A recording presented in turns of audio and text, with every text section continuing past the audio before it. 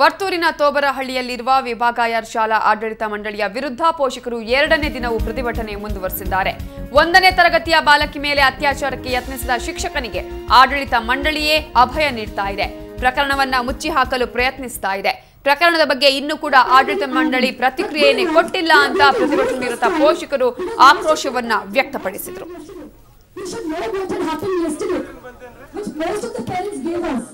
Please give me just 5 or 10 minutes to quickly go through these questions. We are not here to support anybody. We are here for our own child's safety and security, and we are not accepting it at any point of time. We demand the truth. We demand to know what happened, what are the lapses. We demand to know. Let me. Good morning, ladies and gentlemen. Good morning, ladies and gentlemen. Get his commitment before we progress further. We are all very angry, but good enough. We are going to use this time because most of you parents were not there yesterday. You should know what had happened yesterday, which most of the parents gave us. Please give me just 5 or 10 minutes to quickly go through these questions. We are not here to support anybody. We are here for our own child's safety and security, and we are not accepting it at any point of time. We demand the truth. ಇದು ವರ್ತೂರಿನ ತೋಬರಹಳ್ಳಿಯಲ್ಲಿರುವ ವಿಭಾಗವಾರು ಶಾಲಾ ಆಡಳಿತ ಮಂಡಳಿಯ ವಿರುದ್ಧ ಪೋಷಕರು ಮಾಡ್ತಾ ಇರುವಂತಹ ಪ್ರತಿಭಟನೆಯ ದೃಶ್ಯಾವಳಿಗಳು. ಈ ಒಂದು ಪ್ರತಿಭಟನೆ ಇವತ್ತು ಎರಡನೇ ದಿನವೂ ಕೂಡ ನಡೀತಾ ಇದೆ. 1ನೇ ತರಗತಿಯ ಪುಟ್ಟ ಬಾಲಕಿ ಮೇಲೆ ಅತ್ಯಾಚಾರಕ್ಕೆ ಯತ್ನಿಸಿದಂತಹ ಶಿಕ್ಷಕನಿಗೆ ಆಡಳಿತ ಮಂಡಳಿಯೇ ಅಭಯವನ್ನ ಕೊಡ್ತಾ ಇದೆ. ಪ್ರಕರಣವನ್ನ ಮುಚ್ಚಿ ಹಾಕಲು ಈ ಒಂದು ಪ್ರಯತ್ನವನ್ನ ನಡೆಸಲಾಗ್ತಾ ಇದೆ. ಪ್ರಕರಣದ ಬಗ್ಗೆ ಇನ್ನೂ ಕೂಡ ಆಡಳಿತ ಮಂಡಳಿ ಯಾವುದೇ ಒಂದು ಪ್ರತಿಕ್ರಿಯೆ ಕೊಟ್ಟಿಲ್ಲ ಅಂತ ಪ್ರತಿಭಟನಾ ನಿರತ ಪೋಷಕರು ಆಕ್ರೋಶವನ್ನ ವ್ಯಕ್ತಪಡಿಸಿದ್ದಾರೆ. ಈಗಾಗಲೇ ಅಲ್ಲಿ ಸಭೆಯನ್ನು ಕೂಡ ನಡೆಸಲಾಗ್ತಾ ಇದೆ ಅನ್ನೋ ಒಂದು ಮಾಹಿತಿ ಲಭ್ಯವಾಗ್ತಾ ಇದೆ. ಪೋಷಕರು ಮತ್ತು ಈಗ ಶಾಲಾ ಆಡಳಿತ ಮಂಡಳಿಯ ನಡುವೆ ಒಂದು ಸಭೆ ನಡೀತಾ ಇದೆ. ಆದರೆ ಸಭೆಗೆ ಇಲ್ಲಿ ಮಾಧ್ಯಮದವರನ್ನ ನಿಷೇಧಿಸಲಾಗಿದೆ. ಸಭೆಗೆ ಮಾಧ್ಯಮದವರನ್ನ ಹೋಗೋದಕ್ಕೆ ಇಲ್ಲಿ ಅವಕಾಶವನ್ನ ಕೊಡಲಾಗಿಲ್ಲ ಅನ್ನುವಂತಹ ನಿಟ್ಟಿನಲ್ಲಿ ಈಗ ಪೋಷಕರು ಕೂಡ ಇದರ ಬಗ್ಗೆ ತೀವ್ರ ಆಕ್ರೋಶವನ್ನ ವ್ಯಕ್ತಪಡಿಸಿರುವಂತಹ ಮಾಹಿತಿ ಲಭ್ಯವಾಗ್ತಾ ಇದೆ. ಈ ಹಿನ್ನೆಲೆಯಲ್ಲಿ ಪೊಲೀಸರು ಮತ್ತು ಪೋಷಕರ ನಡುವೆ ಈಗ ಮಾತಿನ ಚಕಮಕಿ ಕೂಡ ಆಗ್ತಾ ಇರುವಂತದ್ದು. ವರ್ತೂರಿನ ತೋಬರಹಳ್ಳಿಯ ವಿಭಾಗಾಯರ್ ಶಾಲೆಯಲ್ಲಿ ಈ ಒಂದು ಘಟನೆ ನಡೆದಿರುವಂತದ್ದು. ಈಗಾಗಲೇ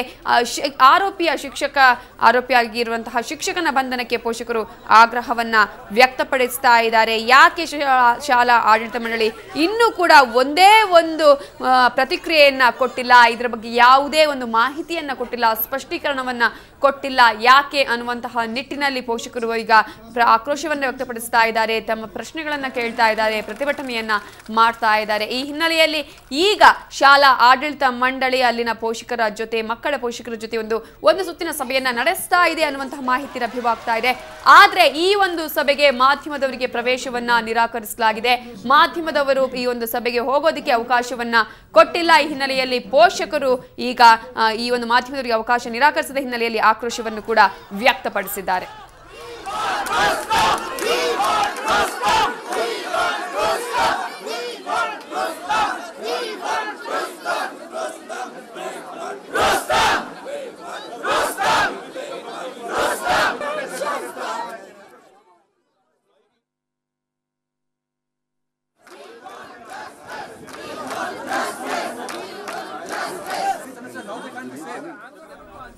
ಈ ಬಗ್ಗೆ ಮಾತನಾಡೋದಕ್ಕೆ ನಮ್ಮ ರಿಪೋರ್ಟರ್ ಆನೇಕಲ್ ಮಂಜುನಾಥ್ ಈಗ ದೂರವಾಣಿ ಸಂಪರ್ಕದಲ್ಲಿದ್ದಾರೆ. ಮಂಜುನಾಥ್, ಈ ಒಂದು ಘಟನೆ ನಡೆದು ಇವತ್ತಿಗೆ 2 ದಿನ, ನಿನ್ನೆಯಿಂದನೇ ಪ್ರತಿಭಟನೆಯನ್ನ ಮಾಡ್ತಾ ಇದ್ದಾರೆ ಪೋಷಕರು. ಗಂಭೀರವಾದ ವಿಷಯ, ಒಂದು ಶಾಲಾ ಆಡಳಿತ ಮಂಡಳಿ ಜವಾಬ್ದಾರಿಯಿಂದ ವರ್ತಿಸಬೇಕಿತ್ತು.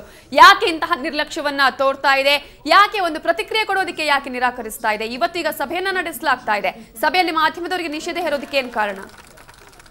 ಅಂದ್ರೆ ಈ ಶಾಲೆಯ ಬಣ್ಣ ಬಯಲಾಗುತ್ತೆ ಅನ್ನುವಂತ ಒಂದೇ ಒಂದು ಭಯ ಅವ್ರಿಗೆ ಕಾಡ್ತಿದೆ ಅಂತ ಅನ್ನಿಸ್ತಿದೆ ನವಿತಾ. ಆ ಮಗುವಿಗೆ ಅಂದ್ರೆ 6 ವರ್ಷದ ಪುಟ್ಟ ಕಂದನ ಮೇಲೆ ಇಲ್ಲಿನ ಶಾಲೆಯ ಸಿಬ್ಬಂದಿಯವರನ್ನೇ ಏನು ಲೈಂಗಿಕ ಕ್ರಿಯೆಗೆ ಅಂದ್ರೆ ಅತ್ಯಾಚಾರಕ್ಕೆ ಯತ್ನಿಸಿರ್ತಕ್ಕಂಥ ಒಂದು ದಾರುಣ ಘಟನೆ, ಇದು ದುರ್ದೈವ ಘಟನೆ ನಡೆದಿದೆ. ಅದರ ಬಗ್ಗೆ ಅಂದ್ರೆ 2ನೇ ತಾರೀಕು ನಡೆದಿರುವಂತದ್ದು ಒಂದು ಇಲ್ಲಿ ಗಮನಿಸಬೇಕಾಗಿರ್ತಕ್ಕಂಥ ಅಂಶ ನವಿತಾ. 2ನೇ ತಾರೀಕು ಮಗುವಿನ ಮೇಲೆ ಅತ್ಯಾಚಾರದ ಯತ್ನ ನಡೆಯುತ್ತೆ. ಅವತ್ತಿನಿಂದ ಮಗು ಮಾನಸಿಕ ಖಿನ್ನತೆಗೆ ಒಳಗಾಗ್ತಾಳೆ. ಮನೆಯಲ್ಲಿ ಯಾವುದೇ ವಿಚಾರವನ್ನ ಹೇಳಲ್ಲ, ಮಗುಗೆ ಹೇಳೋದಕ್ಕೂ ಗೊತ್ತಾಗೋದು ಇಲ್ಲ. ಆನಂತರದ ದಿನಗಳಲ್ಲಿ ಮಗುವಿನ ವರ್ತನೆಯಲ್ಲಿ ತೀವ್ರವಾದಂತಹ ಬದಲಾವಣೆಗಳಾದ ನಂತರ ಪೋಷಕರು ಆತಂಕಗೊಂಡು ಮಗುವನ್ನ ವಿಚಾರಿಸಿದಾಗ ವಿಷಯ ಬೆಳಕಿಗೆ ಬರುತ್ತೆ. ಇವತ್ತಿಗೆ ಘಟನೆ ನಡೆದಿದ್ದೇನೆ 15 ದಿನ ಆಗಿದೆ. ಆನಂತರ ಆಡಳಿತ ಮಂಡಳಿಯವರನ್ನ ಕೇಳಿದಾಗ ಅವರು ಪ್ರಕರಣವನ್ನ ಮುಚ್ಚು ಹಾಕೋದಕ್ಕೆ ಯತ್ನವನ್ನ ನಡೆಸಿದ್ದಾರೆ. ಕೊನೆಗೆ ಅವರು ಹೊರತೂರು ಪೊಲೀಸ್ ಠಾಣೆಯಲ್ಲಿ ಪ್ರಕರಣವನ್ನು ದಾಖಲಿಸಿದ ನಂತರವಷ್ಟೇ ಬೆಳಕಿಗೆ ಬಂದೆ. ಆನಂತರ ವಿಚಾರಿಸಿದಾಗ ಶಾಲೆಯ ಆಡಳಿತ ಮಂಡಳಿಯವರು ಮತ್ತು ಸಿಬ್ಬಂದಿಯವರು ನಮ್ಮ ಶಾಲೆಯಲ್ಲಿ ಏನು ನಡೆದೇ ಇಲ್ಲ, ನಮ್ಮ ಶಾಲೆಯಲ್ಲಿ ಆ ರೀತಿ ನಡೆಯಲ್ಲ, ಈ ರೀತಿಯಾದಂತ ಏನು ಆರಿಕೆ ಉತ್ತರಗಳನ್ನ ಕೊಟ್ಟರು. ಹಾಗಾಗಿ ನಿನ್ನೆಯಿಂದ ಶಾಲೆಯಲ್ಲಿ ಪೋಷಕರು ಪ್ರತಿಭಟನೆಯನ್ನ ನಡೆಸ್ತಾ ಇದ್ದಾರೆ. ಇವತ್ತು ತೀವ್ರ ಸ್ವರೂಪವನ್ನು ಪ್ರತಿಭಟನೆ ಪಡೆದುಕೊಂಡಿದೆ. ಕೊನೆಗೆ ಪೋಷಕರ ಒತ್ತಾಯಕ್ಕೆ ಮಂಡಿದಂತಹ ಶಾಲೆಯ ಮುಖ್ಯಸ್ಥ ರುಸ್ತು ಮುಂಬೈನಲ್ಲಿರ್ತಾನೆ, ಆತ ಬಂದಿದ್ದಾನೆ. ಇವತ್ತು ಆ ಪೋಷಕರು ಅಂದ್ರೆ ಒಂದು 10-15 ಜನ ಪೋಷಕರ ಜೊತೆಗೆ ಒಳಗಡೆ ಸಭೆಯನ್ನ ನಡೆಸ್ತಿದ್ದಾನೆ. ಪೋಷಕರು ಎಲ್ಲರೂ ಸಹ, ಮಾಧ್ಯಮದವರು ಸಹ ನಮ್ಮ ಜೊತೆಗೆ ಇರಬೇಕು, ಅವನು ಏನ್ ಹೇಳ್ತಾನೆ ಅದನ್ನ ಕೇಳಿಸ್ಕೊಳ್ಬೇಕು, ಅದು ರೆಕಾರ್ಡ್ ಆಗ್ಬೇಕು ಅಂತ ಒತ್ತಾಯಿಸ್ತಾ ಇದ್ರೂ ಕೂಡ ಆಡಳಿತ ಮಂಡಳಿಯವರು ಮಾಧ್ಯಮದವರಿಗೆ ಒಳಗಡೆ ಪ್ರವೇಶವನ್ನ ನೀಡಲಿಲ್ಲ. ಹಾಗಾಗಿ ರೊಚ್ಚಿಗೆದ್ದಂತಹ ಪೋಷಕರು ಮತ್ತಷ್ಟು ಪ್ರತಿಭಟನೆಯನ್ನ ತೀವ್ರಗೊಳಿಸಿದ್ದಾರೆ. ಆ ಸಂದರ್ಭದಲ್ಲಿ ಪೋಷಕರಿಗೆ ಮತ್ತು ಆಡಳಿತ ಸಿಬ್ಬಂದಿಯವರಿಗೆ ಮಾತಿನ ಚಕಮಕಿ ನಡೆಯಿತು.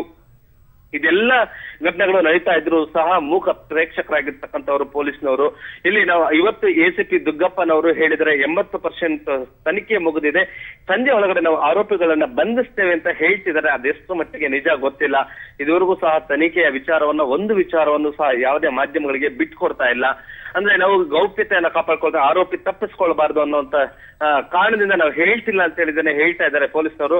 ಬಟ್ ಅವರಿಗೆ ಸಿಕ್ಕಿದೆಯೋ ಸಿಗ್ಲಿಲ್ವೋ ಅಥವಾ ಪೋಷಕರು ತೀವ್ರವಾಗಿ ಆಕ್ರೋಶಗೊಂಡಿದ್ದಾರೆ, ಅವರನ್ನ ತಣಿಸೋದಿಕ್ಕೆ ಈ ರೀತಿಯಾದಂತಹ ಸಮಾಧಾನದ ಉತ್ತರಗಳನ್ನ ಹೇಳ್ತಿದ್ದಾರೇನೋ ಅನ್ನೋಂತ ಅನುಮಾನಗಳು ನಮಗೂ ಕಾಡ್ತಾ ಇದೆ, ಜೊತೆಗೆ ಪೋಷಕರಿಗೂ ಕಾಡ್ತಾ ಇದೆ. ನವಿತಾ, ಮಂಜುನಾಥ್, ಈಗ ಈ ಒಂದು ಆರೋಪಿ ಯಾರು, ಎಲ್ಲಿದ್ದಾನೆ, ಆತ ಶಾಲೆಯಲ್ಲಿಯೇ ಇದ್ದಾನೆ ಅಥವಾ ತಲೆಮರೆಸಿಕೊಂಡಿದ್ದಾನೆ, ಇದರ ಬಗ್ಗೆ ಏನಾದ್ರೂ ಪೊಲೀಸರು ಏನಾದ್ರೂ ಮಾಹಿತಿಯನ್ನ ಬಿಟ್ಟುಕೊಡ್ತಾ ಇದ್ದಾರೆ ಅಥವಾ ಮೊನ್ನೆನೇ ಈ ಒಂದು ಕೇಸ್ ಆಗಿತ್ತು ಆದ್ರೂ ಕೂಡ ಪೊಲೀಸರು ಯಾಕೆ ಇದನ್ನ ಬಹಿರಂಗಪಡಿಸಿಲ್ಲ? ನೋಡಿ, ಪೋಷಕರು ಅಂದ್ರೆ 14ನೇ ತಾರೀಕು ಪ್ರಕರಣ ಠಾಣೆಯ ಮೆಟ್ಟಿಲಿರುತ್ತೆ. ಅಲ್ಲಿವರೆಗೂ ಶಾಲೆಯಲ್ಲೇನೆ ಈ ಪೋಷಕರು ಅವರನ್ನ ಅಂಗಲಾಚಿದ್ದಾರೆ, ಅವನ ವಿರುದ್ಧ ಕ್ರಮ ತೆಗೆದುಕೊಳ್ಳಿ ಅಂತ ಹೇಳಿ. ಆದ್ರೆ ಕ್ರಮವನ್ನ ತೆಗೆದುಕೊಳ್ಳಿಲ್ಲ ಆಡಳಿತ ಮಂಡಳಿಯವರು. ಅಂದ್ರೆ ಇವರಿಗೆ ಗೊತ್ತಿರುತ್ತೆ, ಆಡಳಿತ ಮಂಡಳಿಯವರಿಗೆ ನಮ್ಮ ಶಾಲೆಯ ಮರ್ಯಾದೆ ಹೋಗುತ್ತೆ, ಲಕ್ಷಾಂತರ ರೂಪಾಯಿ ಪೋಷಕರಿಂದ ಏನು ಫೀಸ್ಗಳನ್ನ ವಸೂಲಿ ಅಥವಾ ಸುಲಿಗೆ ಮಾಡುವಂತ ಈ ಆಡಳಿತ ಮಂಡಳಿಯವರಿಗೆ ಕೇವಲ ಹಣ ಮಾಡೋ ಅಂತದ್ದಷ್ಟೇನೆ, ಮಕ್ಕಳಿಗೆ ರಕ್ಷಣೆ ಕೊಡಬೇಕು, ಅವರಿಗೆ ಒಳ್ಳೆ ವಿದ್ಯಾಭ್ಯಾಸ ಕೊಡಬೇಕು ಅಂತ ಅವರ ಮನದಲ್ಲಿ ಇದೆಯೋ ಇಲ್ವೋ ಗೊತ್ತಿಲ್ಲ ನವಿತಾ. ಆದ್ರೆ ಇವಾಗ ಅನಿವಾರ್ಯ ಪೊಲೀಸ್ ಠಾಣೆಯ ಮೆಟ್ಟಿಲು ಹೇರಿದ ನಂತರ ಈ ಒಂದು ಪ್ರಕರಣಕ್ಕೆ ತಿರುವು ಪಡೆದುಕೊಂಡಿದೆ. ಈಗ ಏನು ಪೊಲೀಸ್ನವರು ತನಿಖೆಯನ್ನ ಮಾಡ್ತಿದೀವಿ ಅಂತ ಹೇಳಿದ್ರೆ, ಮಗು ಪೂರ್ಣವಾಗಿ ಮಾನಸಿಕ ಖಿನ್ನತೆಗೆ ಒಳಗಾಗಿದೆ. ಇಬ್ಬರನ್ನ ಏನು ಅಧ್ಯಾಪಕರನ್ನ ತೋರಿಸ್ತಾ ಇದೆ, ಇಲ್ಲಿನ ಶಿಕ್ಷಕರನ್ನ ಇಬ್ಬರ ಕಡೆ ಬೆರಳು ಮಾಡಿ ತೋರಿಸ್ತಾ ಇದೆ ಅಂತ ಹೇಳಿದ್ರೆ ಇಲ್ಲಿನ ಮೂಲಗಳಿಂದ ಹೇಳ್ತಾ ಇದ್ದಾರೆ. ಆದ್ರೆ ಯಾರು ಅವರು ಅಂತ ಏನು ಸಹ ಹೇಳ್ತಾ ಇಲ್ಲ. ಜೊತೆಗೆ ಇವತ್ತು ಪೋಷಕರು ತೀವ್ರವಾದಂತಹ ಒತ್ತಡವನ್ನ ಹೇರಿದ್ದಕ್ಕೆ ಮತ್ತೆ ನಿನ್ನೆಯಿಂದ ಪ್ರತಿಭಟನೆ ಮಾಡ್ತಾ ಇರೋದಕ್ಕೆ ಇವತ್ತು ಏನು ಪೊಲೀಸರು ಪೋಷಕರ ಎದುರುಗಡೆ ಬಂದಿದ್ದೇನೆ. 80% ತನಿಖೆಯನ್ನ ನಾವು ಮಾಡಿದ್ದೇವೆ ಅಂತ ಹೇಳ್ತಾ ಇದ್ದಾರೆ ನವಿತಾ. ಅದು ಎಷ್ಟು ಮಟ್ಟಿಗೆ ಸತ್ಯ ಅನ್ನೋದು ಇವತ್ತು ಸಂಜೆ ಒಳಗಡೆ ನಾವು ಆರೋಪಿಗಳನ್ನ ಬಂಧಿಸ್ತೀವಿ ಅಂತ ಹೇಳ್ತಿದಾರಲ್ವಾ, ಅವಾಗ ಗೊತ್ತಾಗತ್ತೆ ನವಿತಾ. ಅದಿವರೆಗೂ ಗೊತ್ತಾಗೋದಕ್ಕೆ ಸಾಧ್ಯ ಇಲ್ಲ. ಇವರು ನಿಜಾನ ಹೇಳ್ತಿದಾರ, ಸುಳ್ಳು ಹೇಳ್ತಿದಾರ. ಈಗ ಮಾಧ್ಯಮದವರನ್ನ ರುಸ್ತುಂ ಜೊತೆ ಸಭೆ ನಡೆಸಬೇಕಾದ್ರೆ ಪೋಷಕರು ಅವರು ಒತ್ತಾಯ ಮಾಡ್ತಾ ಇದ್ದಾರೆ, ಮಾಧ್ಯಮದವರು ನಮ್ಮೊಟ್ಟಿಗೆ ಬರ್ಲಿ ಅಂತೇಳಿ. ಆದ್ರೆ ಪೊಲೀಸ್ನವರು ಅವಕಾಶವನ್ನ ಮಾಡಿಕೊಡ್ಲಿಲ್ಲ. ಒಂದು 10-15 ಜನ ಪೋಷಕರನ್ನ ಒಳಗಡೆ ಕರೆದುಕೊಂಡು ಹೋಗಿದ್ದಾನೆ, ಗೇಟ್ ಬೀಗವನ್ನ ಹಾಕಿದ್ದಾರೆ. ಅಲ್ಲಿಗೆ ಪೋಷಕರ ಸಭೆಗೆ ನಮ್ಮನ್ನ ಯಾಕೆ ಅಲೋ ಮಾಡ್ಲಿಲ್ಲ ಅನ್ನೋದು ಇದು ಇನ್ನೂ ಗೊತ್ತಾಗ್ತಿಲ್ಲ. ಅಂದ್ರೆ ಕೆಲ ಇಲ್ಲಿನ ಒಳ ಒಪ್ಪಂದಗಳ ಅಥವಾ ಇಲ್ಲಿನ ಯಾರನ್ನ ರಕ್ಷಣೆ ಮಾಡೋದಕ್ಕೆ ಪೊಲೀಸ್ನವರು ಈ ತರ ಮಾಡ್ತಿದ್ದಾರೆ, ಅಥವಾ ಆಡಳಿತ ಮಂಡಳಿಯವರು ಯಾವ ಆರೋಪಿ ಇದ್ದಾನೆ ಅವನನ್ನ ನೇರವಾಗಿ ಪೊಲೀಸ್ನವ್ರಿಗೆ ಒಪ್ಪಿಸೋದಕ್ಕೆ ಏನು ಅಂತ ಹೇಳಿದ್ರೆ ನಮ್ಗೆ ಇಲ್ಲಿ ಗೊತ್ತಾಗ್ತಾ ಇಲ್ಲ ನವಿತಾ. ಮಂಜುನಾಥ್, ಪೊಲೀಸರ ಜೊತೆ ನೀವೇನಾದ್ರೂ ಮಾತನಾಡುವಂತಹ ಪ್ರಯತ್ನ ಮಾಡಿದ್ರಾ? ಈಗ ಮಾಧ್ಯಮಗಳು ಪ್ರವೇಶ ನಿರಾಕರಿಸಿದ್ದಾರೆ, ಯಾಕೆ ಅನ್ನೋದ್ರ ಬಗ್ಗೆ ಏನಾದ್ರೂ ಅವ್ರ ಕೇಳಿದ್ರಾ? ಯಾಕೆ, ಏನ್ ಕಾರಣ, ಅಥವಾ ಆಡಳಿತ ಮಂಡಳಿಯ ಜೊತೆ ಏನಾದ್ರೂ ಕೇಳಿದ್ರಾ ನೀವು? ಹೇಗೆ ಆಡಳಿತ ಮಂಡಳಿಯವರು ನಮ್ಗೆ ಹೊರಗಡೆ ಪ್ರವೇಶ ಕೊಡ್ತಾ ಇಲ್ಲ ನವಿತಾ. ಇನ್ನು ಪೊಲೀಸ್ನವರಂತ ಕೇವಲ ಒಂದು ಬೆರಳೆಣಿಕೆ ಎಷ್ಟು ಒಂದು 10 ಜನ ಪೋಷಕರನ್ನ ಒಳಗಡೆ ಕರೆದುಕೊಂಡು ಹೋಗಿದ್ದಾರೆ. ಇವತ್ತು ರುಸ್ತುಂ ಇರೋದು ಮುಂಬೈಯಲ್ಲಂತೆ, ಮುಂಬೈನಿಂದ ಶಾಲೆಯನ್ನ ನಡೆಸ್ತಿದ್ದಾನೆ ರುಸ್ತುಂ. ಇವತ್ತು ಏನು ಕಳೆದ 2 ದಿನಗಳಿಂದ ಶಾಲೆ ಬಂದ್ ಆಗಿದೆ, ಪ್ರತಿಭಟನೆ ತೀವ್ರವಾಗ್ತಿದೆ ಅನ್ನೋಂತ ಕಾರಣಕ್ಕೆ ರುಸ್ತುಂ ಅಲ್ಲಿಂದ ಬಂದಿದ್ದಾನೆ. ಏನಕ್ಕೆ ಅಂತಂದ್ರೆ ಇನ್ನೇನಾದ್ರೂ ಅನಾಹುತ ಆಗತ್ತಾ ಅಥವಾ ನನ್ನ ಶಾಲೆ ಸಂಪೂರ್ಣವಾಗಿ ಮುಚ್ಚಬೇಕಾಗತ್ತಾ, ಆ ಒಂದು ಆತಂಕದಿಂದ ಬಂದಿರುವಂತಹ ಸಂಶಯಗಳು ನಮ್ಮನ್ನು ಕಾಡ್ತಾ ಇದೆ. ಆ ಮನುಷ್ಯ ಮಕ್ಕಳಿಗೆ ರಕ್ಷಣೆಗೋಸ್ಕರನೋ ಅಥವಾ ವಿದ್ಯಾರ್ಥಿನಿಗೆ ಈ ರೀತಿ ಆಗಿದೆ ಅಂತ ಬಂದಿದಾರೋ ಏನೋ ಗೊತ್ತಿಲ್ಲ. ಶಾಲೆಗೆ ಏನಾದ್ರೂ ಅಪಾಯ ಆಗ್ಬೋದೇನೋ, ಮುಂದೆ ನಾನು ಶಾಲೆ ನಡೆಸೋದಕ್ಕೆ ಏನಾದ್ರೂ ತೊಂದರೆ ಆಗ್ಬೋದೇನೋ, ಹಾಗಾಗಿ ಏನಾದ್ರೂ ಒಂದು ಕಾಟಾಚಾರಕ್ಕೆ ಮಾತಾಡಿ ಹೋಗೋಣ ಅಂತ ಏನಾದ್ರೂ ಬಂದಿದಾರ ಏನಂತ ಗೊತ್ತಾಗ್ತಾ ಇಲ್ಲ. ಆದ್ರೆ ತೀವ್ರವಾದಂತಹ ಗಂಭೀರವಾದಂತಹ ಪೋಷಕರು ಸಾಕಷ್ಟು ನೋವನ್ನ, ತಮ್ಮ ಅಳಲನ್ನ, ಆ ಒಂದು ನೋವು ಅಳಲು ಈ ಆಡಳಿತ ಮಂಡಳಿಯವರಿಗೆ ಮುಟ್ಟುತ್ತಾ ಅಥವಾ ಪೊಲೀಸ್ನವರು ಅದಕ್ಕೆ ನ್ಯಾಯವನ್ನ ಒದಗಿಸ್ತಾರಾ ಅನ್ನೋದನ್ನ ಇವತ್ತು ಸಂಜೆ ಅಂದ್ರೆ ಏನ್ ಹೇಳಿದರೆ ಅವರು ಆರೋಪಿಗಳನ್ನ ತಂದು ನಿಲ್ಲಿಸ್ತೇವೆ ಅಂತ ಹೇಳಿ ತಂದು ನಿಲ್ಲಿಸಿದ್ರೆ ಅದು ಸಾಬೀತಾಗತ್ತೆ ನವಿತಾ. ಓಕೆ, ಧನ್ಯವಾದಗಳು ಮಂಜುನಾಥ್ ಡೀಟೇಲ್ಸ್ಗೆ.